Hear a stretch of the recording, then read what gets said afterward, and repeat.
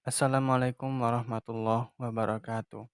Kali ini saya akan melanjutkan cerita sebelumnya yang berjudul Marni Wongso yang ditulis oleh akun Twitter @agilrsaputra. Untuk kalian yang ingin membaca langsung kisahnya dan ingin membaca cerita-cerita lainnya, langsung saja klik link yang ada di deskripsi. Dan jangan lupa follow akun Twitternya. Oke, langsung saja kita memasuki bagian ketiga, yaitu melanjutkan cerita sebelumnya. Dan juga di video kali ini langsung saja ke bagian keempat. Baiklah, Marni Wongso bagian ketiga. Kita mulai. Habis ngomong sama siapa toh, Pak? Tanya istri sambil mengusap-usap matanya yang masih mengantuk. Loh, Lik Sukri terdiam. Tidak bisa menjawab. Sampai akhirnya istrinya yang jengkel mendekat dan sedikit menampar pipinya. Sampean mabuk lagi ya? Kata sang istri sambil mendekati mulut Lik Sukri untuk memeriksa bau nafasnya. Di sini Lik Sukri seketika sadar bahwa yang tengah berada di depannya ini adalah benar-benar istrinya. Lantas, siapa yang tadi ia temui di dapur? Buru-buru Lik Sukri menarik istrinya ke dalam kamar dan menutup pintu serta menguncinya. Ia pun langsung meringkuk di atas tempat tidur dan mendekap bayi kecilnya. Sang istri yang masih tidak mengerti dengan apa yang terjadi juga ikut panik. Sampai ia pun juga ikut melompat ke atas ranjang dan turut memeluk sang bayi yang sekarang berada di tengah-tengah mereka. Ada apa sih, Pak? Tanya sang istri yang tampak bingung. Ada kamu di dapur, sedang makan talas. Tadi itu aku berbicara dengan kamu di dapur. Bisik Lik Sukri. Hah? Kapan saya ke dapur? Dari sampean tadi berangkat tahlilan, aku ngelonin Anjar, anak mereka. Belum pergi ke dapur, kata istri dengan lantang. "Sst, makanya itu. Terus yang di dapur itu siapa? Tanya Lik Sukri sambil menyuruh istrinya untuk memelankan suaranya. Mendengar itu, istri Lik Sukri terlihat semakin mendekati anaknya. Begitu juga dengan Lik Sukri yang tampak gemetar. Ia segera memeriksa pisau cukur yang diselipkan di bawah bantal si kecil anyar. Bersamaan dengan itu, terdengarlah di telinga mereka suara nyanyian gending Jawa dengan nada yang menggumam. Batin Lik Sukri yakin, jelas, suara itu bersumber dari arah dapur. Siapa itu, Pak? Kata istri Lik Sukri ingin menangis. Lik Sukri tidak menjawab, hanya mengisyaratkan agar istrinya tenang. "Sst," bisik Lik Sukri kepada istrinya dengan jentik telunjuknya. Suara itu masih terdengar, dan kini seakan berjalan semakin mendekat ke arah mereka. Terdengar juga di antara nyanyian aneh itu seperti suara langkah yang diseret, membuat istri Lik Sukri kini mulai menangis ketakutan. Astagfirullah, astagfirullah, ucap istri Lik Sukri yang sudah mulai mengeluarkan air mata. Dan seiring suara nyanyian yang semakin mendekat itu, pintu kamar yang tadi seingat Lik Sukri sudah dikunci, kini tiba-tiba terbuka sendiri dengan perlahan. Dan suasana pun menjadi makin kacau ketika bayi mereka, si kecil Anjar, terbangun dan kini menangis. Dan terdengar dengan jelas kini di telinga mereka, suara nyanyian aneh itu yang sekarang saling bertabrakan dengan tangisan si Anjar.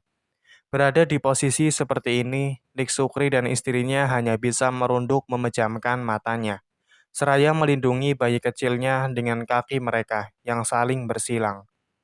Entah berapa lama suara itu bertahan. Yang jelas, gumaman bernada Jawa itu hilang bersamaan dengan Anjar yang tiba-tiba berhenti menangis. Untuk beberapa saat, suasana sempat berubah senyap. Namun itu tidak bertahan lama, karena beberapa detik kemudian, suara seperti langkah yang diseret ini terdengar sangat dekat.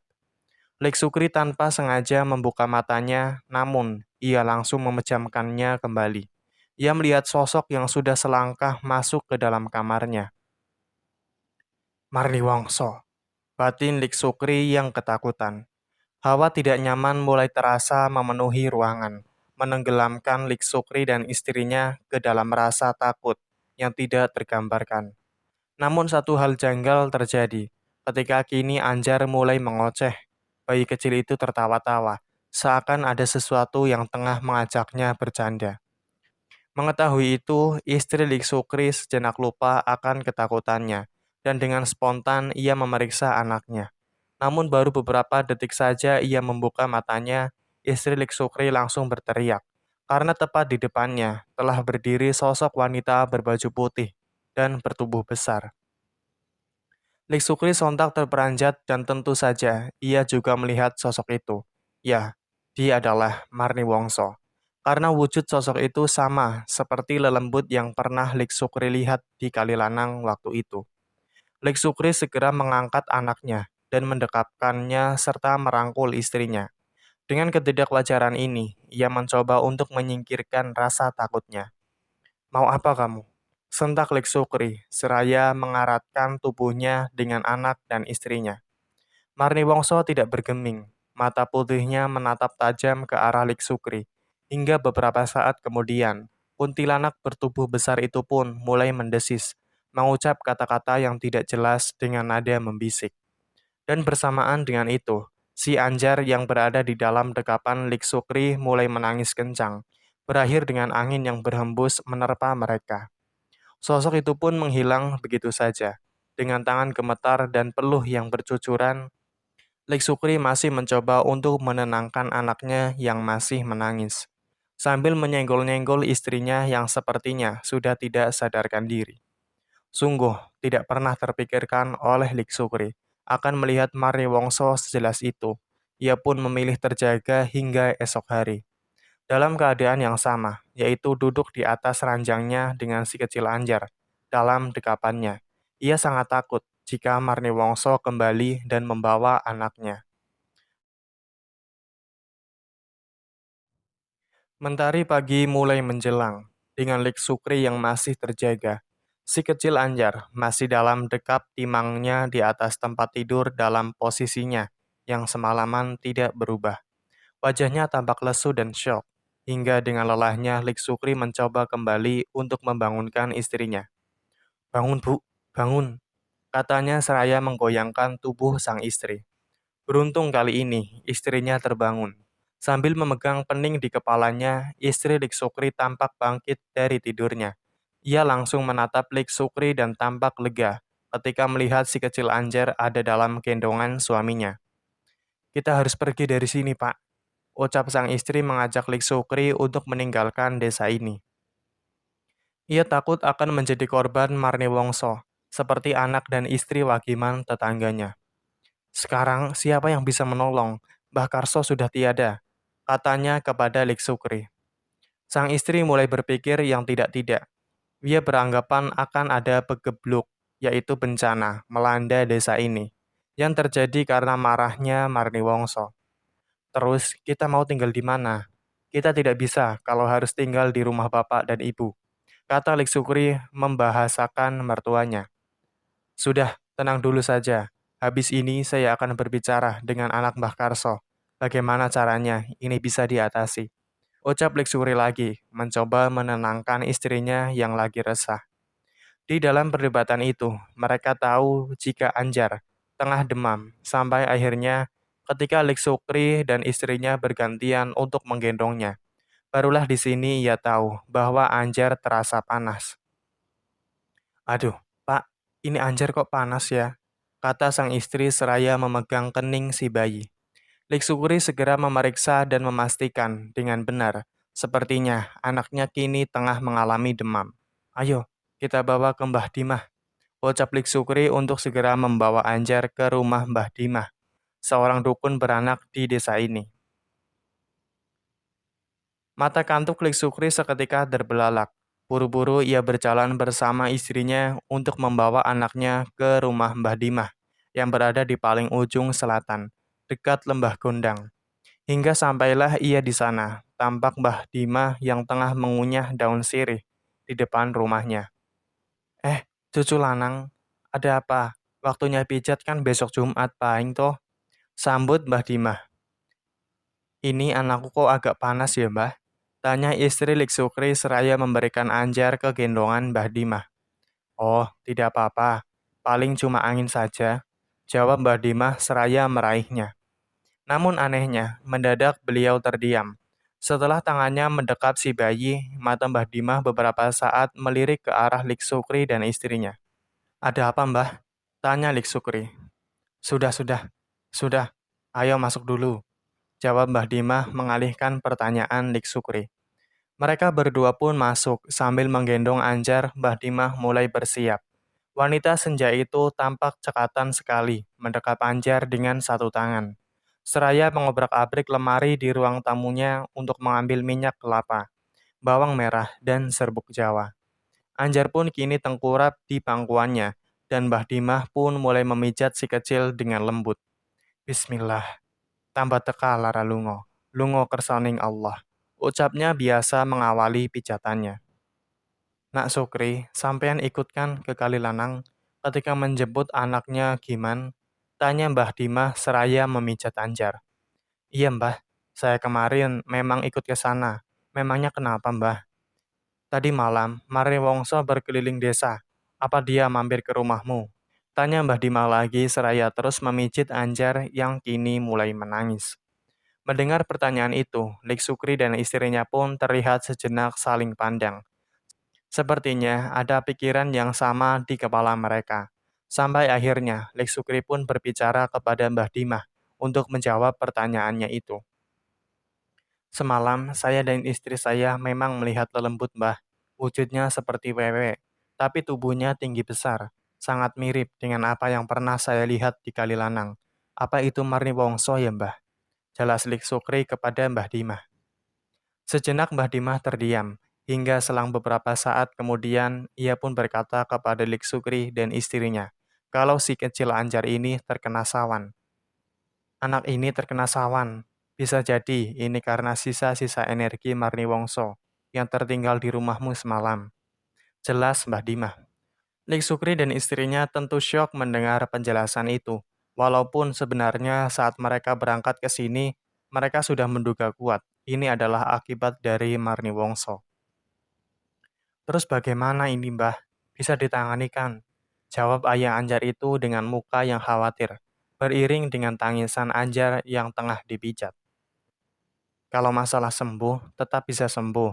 Tapi mendengar ceritamu tadi, saya kok jadi khawatir ya.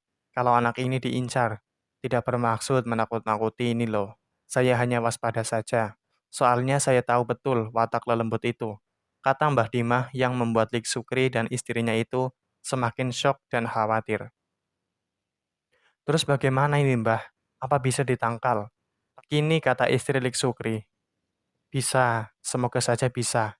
Sebentar ya, selesaikan ini dulu, kata Mbah Dimah sambil mengurut lembut alis si kecil Anjar, hingga Anjar pun selesai dipijat seiring tangisannya yang mulai berhenti, dan diberikanlah Anjar ke gendongan istri Lik Sukri.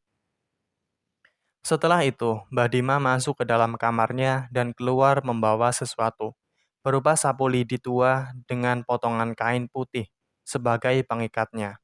Ini saya pinjamkan. Gunakanlah benda ini untuk menyapu lantai rumahmu. Nanti kalau sudah, letakkan saja di bawah kolong tempat tidurmu. Semoga bisa mencegah lelembut jahat yang ingin masuk ke rumahmu. Kata Mbah Dimah seraya menyerahkan sapu lidi itu. Siapa sih Marni Wongso ini sebenarnya? Apa memang dari dulu seperti itu? Tentu itu pertanyaan yang ada di benak Lik Sukri saat ini. Mengingat ia dan sang istri bukanlah orang yang lahir dan tumbuh di desa ini. Hingga seiring suasana yang mulai membaik, dan si kecil Anjar juga sudah terlihat lahap menyedot ASI dari ibunya. Muncul di benak Lik Sukri yang sangat penasaran dengan semua ini. Sepertinya aku harus menanyakan ini. Barangkali Mbah Dimah ini tahu. Batin Lik Sukri hingga ia pun mulai mempertanyakan perihal Marni Wongso ini. Bagi Mbah Dimah, menceritakan Marni Wongso sama saja menyiarkan sebuah tragedi di masa lalu. Kisahnya selalu timbul dan tenggelam di setiap generasi. Bisa diartikan ulah Marni Wongso memang sudah pernah terjadi di masa lalu, hingga membuatnya menjadi legenda lelembut di desa ini. Dari zaman aku kecil, baru kemarin itu, orang yang disembunyikan Marni Wongso bisa kembali dengan selamat. Biasanya, kalau tidak sudah menjadi mayat, ya hilang begitu saja. Tidak pernah kembali atau ditemukan raganya. ungkap Mbah Dimah di perbincangan itu. Mbah Dimah bersaksi, dari beliau umur 20 tahun hingga sekarang, sudah ada 8 korban Marni Wongso yang tidak selamat. 6 diantaranya ditemukan sudah menjadi mayat, dan 2 sisanya hilang lenyap begitu saja, tidak pernah ditemukan raganya. Kala itu, di zaman Mbah Dimah masih muda, semua orang seperti tunduk dan takut dengan Marni Wongso. Lewat perantara Mbah Tarjo Tamrin, yaitu ayah Mbah Karso yang juga ahli spiritual. Marni Wongso sering meminta ini itu, berupa sesajen yang awalnya ringan, namun lama-lama semakin memberatkan, seperti menyembelih kerbau dan pertunjukan wayang kulit, yang sebenarnya sangat berat untuk ditanggung oleh warga di sini, yang kala itu masih didominasi oleh warga miskin. Pernah sesekali ketika musim panen gagal, warga yang tidak mau memaksakan adanya pertunjukan wayang justru memantik kemarahan Marni Wongso, hingga timbul 8 korban tadi. Hingga suatu hari, muncullah Mbah Karso, menggantikan bapaknya Mbah Tarjo Tamrin, yang meninggal kala itu. Dan walau dengan ilmu yang sama, Mbah Karso ternyata mempunyai penerapan yang berbeda. Hingga mulailah saat itu Marni Wongso dipermainkan oleh Mbah Karso, dengan pikiran cerdiknya. Entah apa yang Mbah Karso perbuat waktu itu, sampai-sampai membuat Marni Wongso yang ganas itu tunduk dan takut kepadanya. Kita ini sudah dijajah sama Belanda, dijajah juga sama Jepang. Masa iya mau dijajah demit? Itulah kata-kata Mbah Karso muda yang sangat diingat oleh Mbah Dimah. Ketika untuk kali pertama persembahan berlebihan di desa ini diputuskan untuk ditiadakan. Hingga puncak keganasan Marni Wongso kala itu pun berakhir dengan dipindahkannya dia dari Gumuk Gondang ke Kalilanang, dari Watu Pasung ke Pohon Trembesi, sesuai perjanjian karena kalah bertarung dengan Mbah Karso. Ini mungkin sekaligus menjawab kenapa tempo hari anak Wagiman yang hilang di Lembah Gondang muncul di Kalilanang. Hingga sejak saat itu, tidak ada lagi persembahan berlebihan kepada Marni Wongso di desa ini. Menurut saya, yang dilakukan oleh Mbak Karso itu sudah benar. Cara satu-satunya untuk mengatasi itu hanyalah melawan. Mari Wongso, kalau kita kasih hati, pasti ngelunjak soalnya. Ungkap Mbah Dimah menutup ceritanya. Lik Sukri bersama istri dan anaknya pun kembali ke rumahnya, memandikan si Anjar serta melakukan apa yang tadi disuruh oleh Mbah Dimah, yaitu menyapu seluruh lantai rumahnya dengan sapu lidi keramat itu. Lik Sukri yang lelah karena semalaman tidak tidur itu pun tidak sanggup lagi menahan kantuknya. Ia kini terlentang memejamkan matanya di atas balai di ruang tengahnya. Biarlah ketela-ketelaku di ladang dimakan celeng. Batinnya seraya menutupi matanya dengan satu lengannya. Ia pun tertidur. Tanpa Lik Sukri tahu, hari ini ada satu lagi orang yang juga terkena tulah dari Marni Wongso. Orang itu adalah Pak Sobari, salah satu tokoh dari 8 orang yang semalam berunding bersama dengan Lik Sukri di rumah mendiang Mbah Karso. Masih di waktu yang sama, di pagi ini, di waktu yang hampir bersamaan dengan berangkatnya Lik Sukri ke rumah Mbah Dimah, Pak Sobari panik, berteriak memanggil-manggil istrinya yang tengah memasak di dapur. "Bune, Bune!" teriak Pak Sobari seraya menggaruk-garuk kepalanya. "Kenapa ini, Bu? Kenapa ini, Bu?" ucapnya pagi itu kepada istrinya. Ia terus-menerus menggaruk kepalanya yang gatal hingga berdarah, bersamaan dengan rambutnya yang terus rontok dan berguguran. Cukup aneh untuk sebuah penyakit. Sang istri yang melihat itu tentu panik. Ia segera memegangi kedua tangan Pak Sobari itu agar tidak terus menggaruk. Namun Pak Sobari seperti tidak tahan dan memberontak sambil berteriak. "Gatal Bune, panas!" teriak Pak Sobari pagi itu. Nyoto, anak mendiang Mbah Karso, yang kebetulan rumahnya hanya selisih beberapa petak saja dari rumah Pak Sobari. Mendengar teriakan itu. "Kenapa itu, Mas Sobari?" kata Nyoto seraya keluar dari rumahnya dan berjalan menuju ke situ. Tampak para tetangga sudah berdatangan untuk melihat apa yang terjadi. Nyoto pun menerobos masuk, dan betapa ngerinya kini keadaan Pak Sobari. Bagian atas rambutnya sudah hampir habis, dan kepalanya sudah penuh bercak darah. Dengan sang istri yang terlihat menangis kebingungan, tidak ada satu orang pun yang tahu apa yang tengah terjadi pada Pak Sobari itu. Dengan penanganan seadanya, ia hanya disuruh basuh air hangat dan diberi bedak di bagian kepalanya saja, hingga perlahan rasa gatal itu mulai mereda. Nyoto terlihat mendekati Pak Sobari yang sekarang tengah didudukkan di ruang tengah, bersama para tetangga yang sedari tadi masih ikut berkumpul menyaksikan kejadian ini. Sesekali ia terlihat meringis seperti menahan perih sambil sedikit menggaruk dengan jentik jarinya ke kepalanya yang rambutnya kini tampak tidak rata. Pak Sobari hanya terdiam, dan Nyoto pun mulai berkata, "Ayo, ke Pak Mantri saja, Mas." Kata Nyoto mengajak Pak Sobari itu agar ditangani secara medis. Dengan pertanyaan itu, Pak Sobari hanya melamun, seperti tidak menyimak. Sejenak tatapannya kosong, hingga perlahan ia pun mulai menangis terisak. Sambil sesenggukan, Pak Sobari mulai berkata, kalau semalam ia yang sempat tertidur dibangunkan oleh sosok yang menindih tubuhnya. Ia tidak sempat melihat wujudnya, karena memang suasananya gelap. Namun Pak Sobari benar-benar merasakan ada sebuah tangan yang membungkam mulutnya saat itu. Oke, itu dia kelanjutan ceritanya. Nantikan terus video-video selanjutnya. Sampai jumpa di video selanjutnya. Terima kasih.